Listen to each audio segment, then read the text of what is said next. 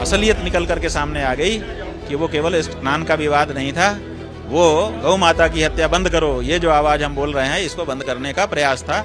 उस दिन से शुरू हुआ वो प्रत्यक्ष रूप से, पहले अंदरूनी रूप से हो रहा था, उस दिन से प्रत्यक्ष शुरू हो गया। ज्योतिष पीठ के शंकराचार्य स्वामी अभिमुक्तेश्वरानंद जी हमारे साथ हैं। गुरु जी, मौनी अमावस्या के दिन स्नान को लेकर एक विवाद शुरू हुआ, धर्म युद्ध का ऐलान हुआ और देखते देखते ये परिस्थितियां बन गई कि आज कोर्ट कचहरी और थाने पुलिस की बात होने लगी है। ये कभी आपने कल्पना की? देखिए, अगर वो मौनी अमावस्या में स्नान का विवाद होता तो समाप्त हो जाता, लेकिन वो मौनी अमावस्या में स्नान का विवाद नहीं था। वो था गौ माता के बारे में जो हम आवाज उठा रहे हैं उसको बंद करने का, और इसीलिए आज तक भी चल रहा है और आगे भी चलेगा, ये जान लीजिए। क्योंकि असलियत निकल करके सामने आ गई कि वो केवल स्नान का विवाद नहीं था, वो गौ माता की हत्या बंद करो, ये जो आवाज हम बोल रहे हैं इसको बंद करने का प्रयास था। उस दिन से शुरू हुआ वो प्रत्यक्ष रूप से, पहले अंदरूनी रूप से हो रहा था, उस दिन से प्रत्यक्ष शुरू हो गया।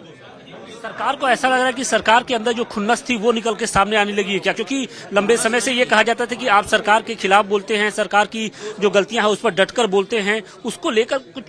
भाई, बात यह है कि भड़ास की बात होती तो निकल जाती, जैसा भड़ास होती है ना, तो क्या होता है कि निकल जाती है। जैसे खांसी अचानक आपको आ जाती है, आप रोक नहीं सकते। छींक आपको अचानक आ जाती है, अंदर भरी रहती है, फिर आ जाती है, आप रोक भी नहीं सकते हैं, लेकिन उसके बाद शांति हो जाती है। तो अगर भड़ास होती तो निकल जाने के बाद शांत हो जाती। ये भड़ास नहीं है, ये सुनियोजित एक प्रयास है कि गौ माता की हत्या की आवाज मत उठाओ, बंद करो, ये नहीं चलेगा।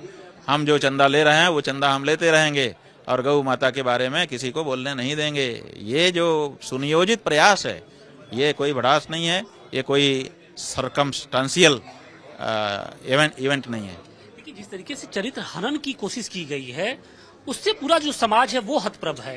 बात यह है कि हमारे पास है ही क्या, जिसके पास जो होता है वही मारा जाता है। अगर हमारे पास बच्चे होते तो बच्चे किडनैप किए जाते, पत्नी होती तो उस पर अटैक किया जाता, संपत्ति होती तो उसकी नोटिस दी जाती।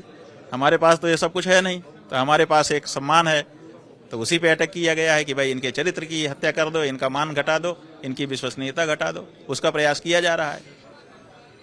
ये बात खबर ये आ रही है कि प्रयागराज पुलिस वाराणसी पहुंच चुकी है और किसी भी वक्त अब इस मठ में आ सकती है और आपसे भी पूछताछ या आगे की जो कार्रवाई है वो करेगी। आप इसके लिए तैयार हैं? किस तरीके से? अपने मठ के लोगों को कह दिया है कि पुलिस आएगी तो हमको सूचना की जाएगी, हम जरूर मिलेंगे उनसे। गिरफ्तारी की भी बातें कही जा रही है, हम उनसे पूछेंगे कि भाई जरूरत क्या है गिरफ्तारी की, क्योंकि गिरफ्तारी जिन कारणों से होती है, एक तो ये होता है कि जो एविडेंस है उनको संरक्षण कर लिया जाए, तो एविडेंस तो अब हो नहीं सकते क्योंकि माघ मेला ही उखड़ गया है।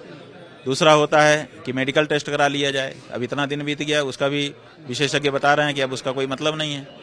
तीसरा होता है कि जो आरोपी है वो भाग ना जाए कहीं, तो हम तो भाग नहीं रहे हैं, तो फिर गिरफ्तारी की क्या जरूरत है? आपको जो सहयोग चाहिए हम तैयार हैं, लेकिन इसके बाद भी अगर वो कहते हैं कि नहीं हमें तो गिरफ्तार करना है, तो हम समझ जाएंगे कि इनको गिरफ्तार करके शंकराचार्य जी के मान का मर्डर करने की इच्छा है, तो हम उसका स्वागत कर। देखिए, जब अशोक वाटिका में रावण ने मेघनाथ को भेजा कि जाओ हनुमान को बांध के ले आओ, तो वो आया, आकर के ब्रह्म अस्त्र तहीं साधा, कपि मन कीन विचार, ब्रह्म अस्त्र नहीं मानो महिमा मिटई अपार।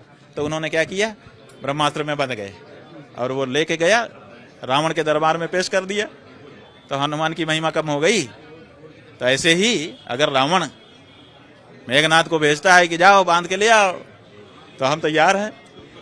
सरकार पर भरोसा है, सरकार की पुलिस पर भरोसा है, यूपी सरकार की पुलिस पर भरोसा है कि जितने लोग हैं सब कह रहे हैं कि यूपी की सरकार क्या आपके बारे में करेगी, उसकी पुलिस बिल्कुल भरोसेमंद नहीं है, वो कुछ भी आपके विरुद्ध ही लिखने वाली है, क्योंकि जब ऊपर के मुखिया का संकेत मिल जाता है तो पुलिस कुछ अपना विवेक नहीं रख सकती है। तो ऐसी स्थिति में लोग ये मांग कर रहे हैं कि जो भी जांच हो वो ऐसे किसी प्रदेश से होनी चाहिए जहां बीजेपी का शासन ना हो। अब वो अलग बात है, हम तो जो भी उत्तर प्रदेश की भी पुलिस आएगी जांच करेगी, हम सहयोग करेंगे। एक अंतिम क्वेश्चन की एक सीडी की बात हो रही है कि एक सीडी कोर्ट को सौंपी गई है, ये क्या सीडी का क्या चक्कर है? बात यह है कि सीडी लेकर के दे दिया होगा, कह तो सकते ही है। अगर हम आपको एक सीडी यूं दे दें, एक हम कह सकते हैं कि हमने सीडी दिया है या इनको, लेकिन उस सीडी में है क्या, सवाल ये है। सवाल ये नहीं कि सीडी दिया है कि नहीं दिया, दिया होगा, लेकिन उस सीडी में क्या है? आप क्या समझते हैं? जिस तरह से आप लोगों के सामने आकर के आशुतोष नाम का व्यक्ति बयान दे रहा है, अगर उसके पास कोई ऐसी सीडी होती तो अभी तक वो कहीं ना कहीं से लीक करा चुका होता कि वो अभी तक उसको सुरक्षित रख पाता। इसलिए देखिए, सीडी का नियम है, ये कैमरे से बनती है, और कैमरा जो है वो दृश्य की सर्जना नहीं करता। कैमरा जो दृश्य होता है केवल उसको कैप्चर कर सकता है।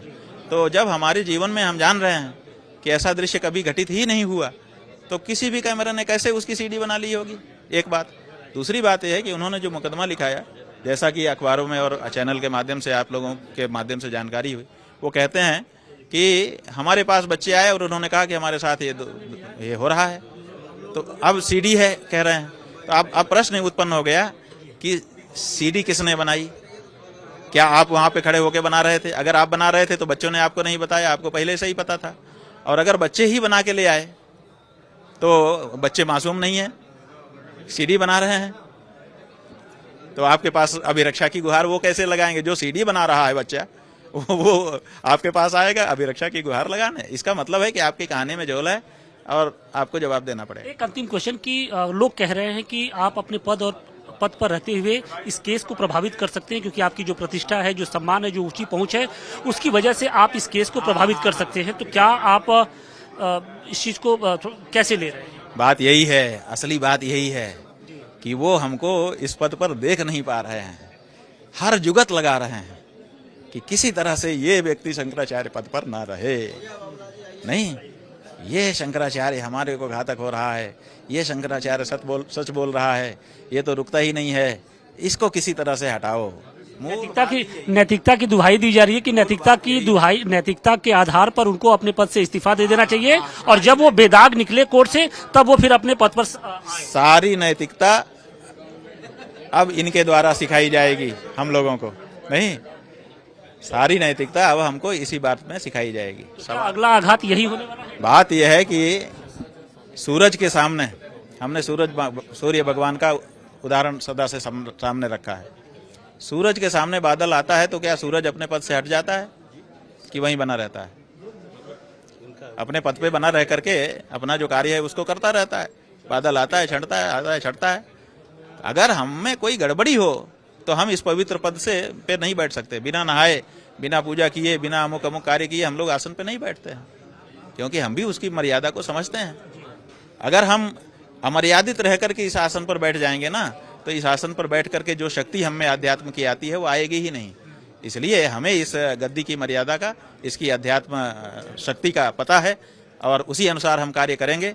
जैसे सूर्य भगवान के ऊपर जब बादल आकर के छाया करता है, उनको छिपाने की कोशिश करता है, वो अपने पद पर बने रह करके अपना काम करते रहते हैं, वैसे ही अपने पद पर बने रहते हुए हम अपना काम करते रहेंगे और इनका जवाब देते रहेंगे। और ये जो पूरा जो खेल है वो इस पद से हटाने के लिए ही है। अंतिम बिल्कुल पूरी बात अब यही है कि इस व्यक्ति को किस तरह से शंकराचार्य पद से हटाया जाए और कैसे कोई पालतू तोता ला करके इस पद पे बैठा दिया जाए जो हर समय कहे बहुत बढ़िया, बहुत बढ़िया, बहुत बढ़िया। शुक्रिया बातचीत के लिए। तो ये थे ज्योतिषपीठ के शंकराचार्य स्वामी अभिमुक्तेश्वरानंद जी, जिन्होंने साफ तौर पे बताया कि जो उनके ऊपर एलिगेशन लगे हैं उसका मूल मकसद यही है कि किसी भी तरीके से इनको शंकराचार्य के पद से हटाना।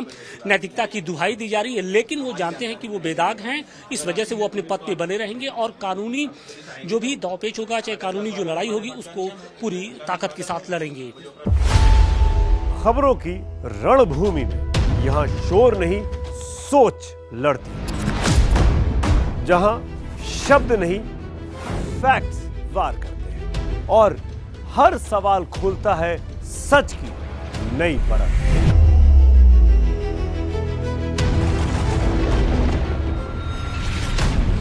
चक्रव्यूह आपके अपने सुमित अवस्थी के साथ सोमवार से शुक्रवार शाम 6:57 पर टाइम्स नाउ नव भारत पर।